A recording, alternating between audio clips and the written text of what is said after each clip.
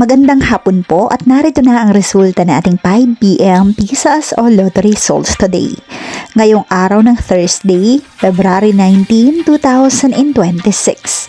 At para po sa draw natin ngayon ay ang 3D Lotto at ang 2D Lotto. At para po sa Lotto More updates, pa-subscribe na lang din po ako sa aking channel at pahit na din ng notification bell.